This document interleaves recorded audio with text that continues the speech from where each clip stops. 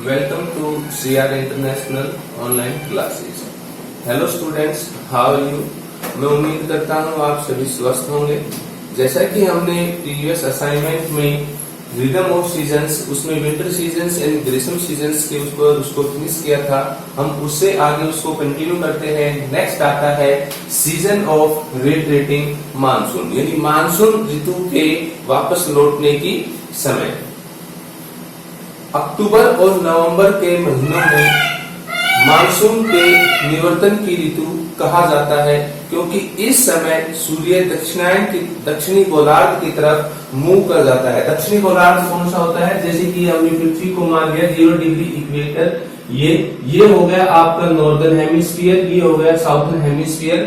तो अक्टूबर नवंबर के महीनों में ये भाग जो नॉर्दर्न हेमिस्फीयर है ये बैक साइड जाना स्टार्ट हो जाता है, और ये साउथर्न हेमिस्फीयर है ये भाग सूर्य के सामने आना स्टार्ट हो जाता है। और यहाँ पर सूर्य की किरणें सीधी पड़ने लगती हैं, यहाँ पर तिरछी होती जाती हैं। तो तिरछी पड़ने के कारण यहाँ पर लो एयर प्रेशर की जो पेटी होती है, लो एयर प्रेशर की जो पेटी होती है, वह पेटी लो एयर प्रेशर की पेटी दक्षिण की तरफ मूव करना शुरू कर देती है। दक्षिणायन होने की स्थिति में गंगा के मैदान, जो भाग आप देख सकते हैं कि ये 23.5 डिग्री की जो कर्क रेखा है यह भारत के बीचों बीच से गुजरती है। तो गंगा के मैदान पर स्थित निम्न वायुदाब द्रोणी भी दक्षिण की ओर खिसकना आरंभ कर देती है। इससे दक्षिण पश्चिमी मानसून कमजोर पड़ने लगता है। दक्षिण पश्चिम मानसून कमजोर पड़ने लगता है और यह पश्चिमी राजस्थान से सबसे पहले लौटना स्टार्ट करता है, और धीरे धीरे यह लौटता हुआ बंगाल की खाड़ी के ऊपर निम्न वायुदाब का एयर प्रेशर हो जाता है। और यह लौटते वक्त जो भाग हम देखते हैं कि ये बंगाल की खाड़ी पड़ता है इस साइड, तो यह गंगा के मैदान इधर छाए, लो एयर प्रेशर इधर से खिसक कर दक्षिण गोलार्ध की तरफ आ जाता है। और मानसून पवनें वापिस लौटते समय बंगाल की खाड़ी से आर्द्रता ग्रहण करती हैं और भारत के तमिलनाडु तट के ऊपर वो वर्षा करती हैं। तमिलनाडु तट जो है वो भारत की दक्षिण पश्चिम मानसून पवनों से लौटते टाइम वर्षा प्राप्त करता है। जब दक्षिण पश्चिम मानसून पवनें आगे बढ़ती हैं तो उस टाइम पर तमिलनाडु है वो वर्षा प्राप्त नहीं करता। नेक्स्ट टॉपिक आता है भारत की परंपरागत ऋतुएं, यानी भारत ने अपनी परंपरा के अनुसार कितनी ऋतुएं बनाई हैं। कि भारतीय परंपरा के अनुसार वर्ष को द्विमासिक यानी 2 भागों में बांटा गया है, और भारतीय परंपरा के अनुसार वर्ष में 6 ऋतुएं होती हैं। जैसे फर्स्ट ऋतु आती है बसंत ऋतु, यह बसंत ऋतु चलती है अपने मार्च और अप्रैल के मंथ में बसंत ऋतु चलती है। ग्रीष्म ऋतु आती है मई और जून के मंथ को ग्रीष्म ऋतु में काउंट करते हैं।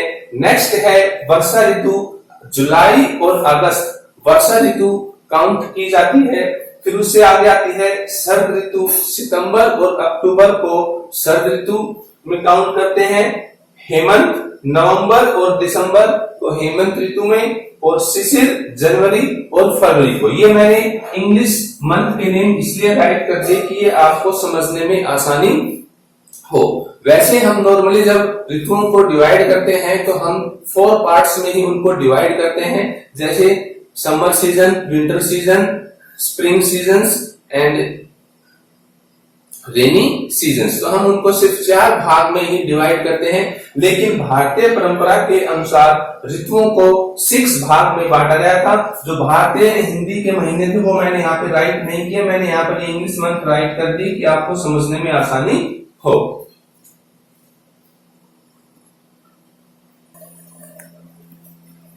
नेक्स्ट टॉपिक आता है डिस्ट्रीब्यूशंस ऑफ एनुअल रेनफॉल, की वार्षिक वर्षा का वितरण। भारत में वार्षिक वर्षा का वितरण बहुत ही असमान है।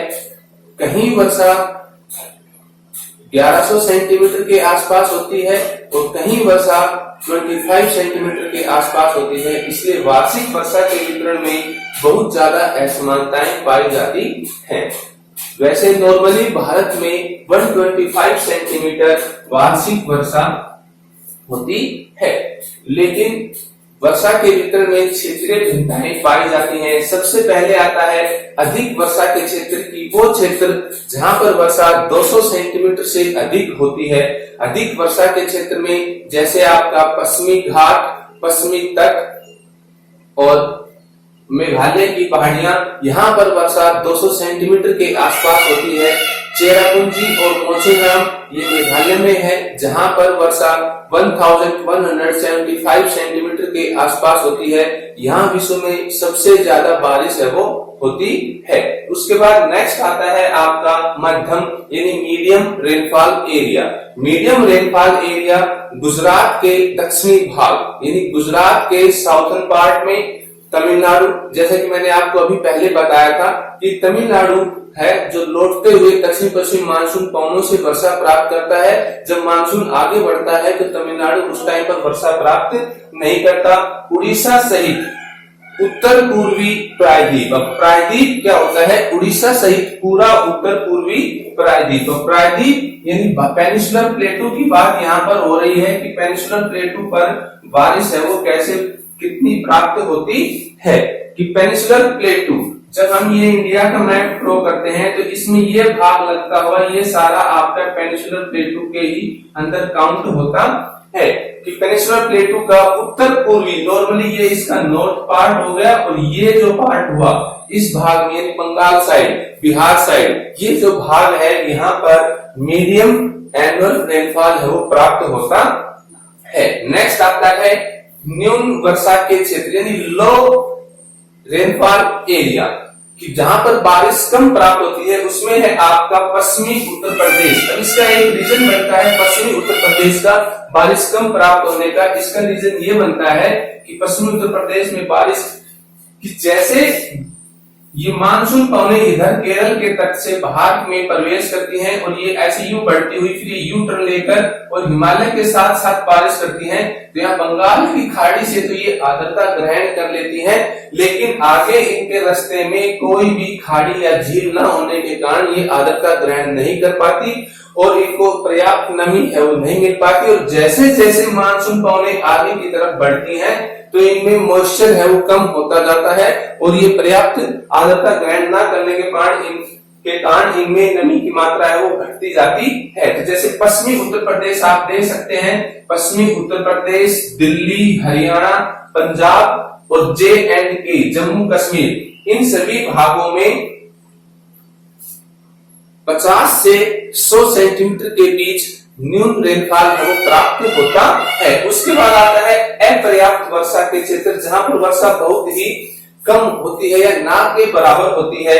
प्रायद्वीप के कुछ भागों से, विशेष रूप से आंध्र प्रदेश, कर्नाटक और महाराष्ट्र में, लद्दाख में यहाँ पर जो वर्षा है वो ना के बराबर प्राप्त होती है। लद्दाख में तो वर्षा हिमतुल्यों के रूप में प्राप्त है वो होती है।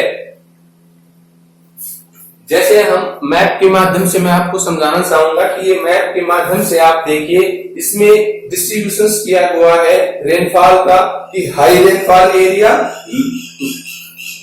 मिडिल रेनफॉल एरिया, लो रेनफॉल एरिया। ये जो एरिया आपको हाईलाइटेड हो रहा है इधर वाला, ये हाई रेनफॉल का एरिया है। उसके बाद जो एरिया आता है ये मीडियम रेनफॉल एरिया, और उसके बाद नेक्स्ट है ये शेडिंग, ये हाई ऐसे हॉरिजॉन्टल टाइप की ये शेडिंग है। यहाँ पर 50 से 100 सेंटीमीटर के बीच वर्षा है वो प्राप्त होती है। और फिर ये है 50 से कम। अब इसमें देखो 50 से कम, इस मैप में जैसे हम जाएंगे ये महाराष्ट्र पड़ता है, इधर 50 से भी कम बारिश है वो प्राप्त होती है।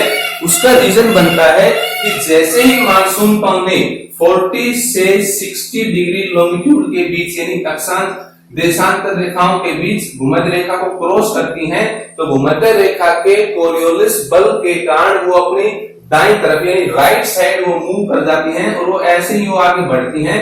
तो ये जो एरिया है ये साइड में रह जाता है, क्योंकि यहाँ पर मिड हाईलैंड का एरिया आता है, उससे टकराकर वो यू टर्न ले जाती हैं। तो ये जो एरिया बच गया, यहाँ पर मानसून पवनें नहीं पहुंच पाती और यहाँ पर बहुत कम बारिश है वो प्राप्त होती है, ये सीधी निकल जाती हैं। और जो अरब सागर की मानसून पवनें हैं ये अरब सागर से उठती हैं, ये इस द्रोणी से, क्योंकि जो अरावली रेंज है वो इनकी बिल्कुल पैरेलल पड़ता है, समानांतर पड़ता है। पैरेलल पड़ने के कारण ये मानसून पवनें किसी से नहीं टकराती और ये इस द्रोणी से सीधी निकल जाती हैं और बंगाल की खाड़ी में दोनों मानसून पवनें आपस में टकराती हैं और वहां से ये आर्द्रता ग्रहण करती हैं और फिर ये हिमालय के साथ साथ भारत के उत्तरी भागों में वर्षा है वो करती है। ये लातूर एरिया जो महाराष्ट्र का कहलाता है, यहाँ पर सूखा पड़ जाता है, बारिश बहुत कम प्राप्त होती है। अगर आपको रिमाइंडर हो, आपने देखा हो कि अभी 3 या 4 इयर्स पहले यहाँ पर इतने ज्यादा सूखे के हालात थे कि इंडियन हिस्ट्री में पहली बार यहाँ पर पानी की मालगाड़ी गई थी और सीआरपीएफ के जवानों की निगरानी में लोगों को पानी है वो डिस्ट्रीब्यूट किया गया था। नेक्स्ट टॉपिक है इसमें वेरिएबिलिटी ऑफ रेनफॉल, वर्षा की परिवर्तिता। कि भारत में सब जगह एक जैसी वर्षा प्राप्त नहीं होती, कहीं वर्षा ज्यादा प्राप्त होती है, कहीं वर्षा कम प्राप्त होती है। इस कम और ज्यादा वर्षा जो प्राप्त होती है इसको हम वर्षा की वेरिएबिलिटी यानी वेरिएबिलिटी ऑफ रेनफॉल, वर्षा की परिवर्तिता कहा जाता है।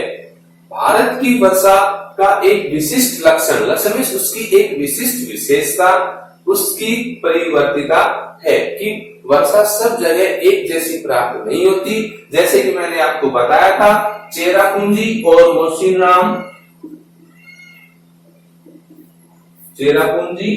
मोसिनराम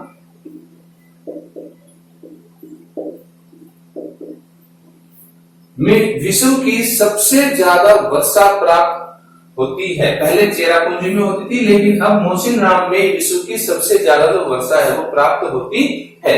और भारत में ही हम देखेंगे लद्दाख, जहां पर 25 सेंटीमीटर से भी कम वर्षा प्राप्त होती है। जो 25 सेंटीमीटर के आसपास जो वर्षा प्राप्त होती है वो हिमतूलों के रूप में प्राप्त होती है। ऐसा ही एक दूसरा क्षेत्र है जैसे कि थार डेजर्ट, वहां पर वार्षिक वर्षा यानी पूरे साल में 25 सेंटीमीटर से कम वर्षा प्राप्त होती है, इसलिए उसको एक डेजर्ट की जो संज्ञा है वो दी गई है। डेजर्ट उसी प्रदेश को कहा जाता है जहां वार्षिक वर्षा 25 सेंटीमीटर से कम प्राप्त हो। वर्षा की परिवर्तिता को निकालने के लिए कि कहां वर्षा ज्यादा है कहां वर्षा कम है, दोनों स्थानों के बीच में कितना डिफरेंशिएट है, उस डिफरेंशिएट को आप कैसे फाइंड आउट कर सकते हैं। उस डिफरेंशिएट को फाइंड आउट करने के लिए एक ये फॉर्मूला है वो दिया गया है, जैसे विचरण गुणांक इक्वल टू मानक विचलन इंटू माध्य इंटू 100, कि मानक विचलन अपॉन में माध्य करेंगे और 100 करेंगे तो आप वर्षा की वेरिएबिलिटी ऑफ रेनफॉल, जो वर्षा की परिवर्तिता है, उसको आप इजीली है वो ज्ञात है, फाइंड आउट है वो कर सकते हैं।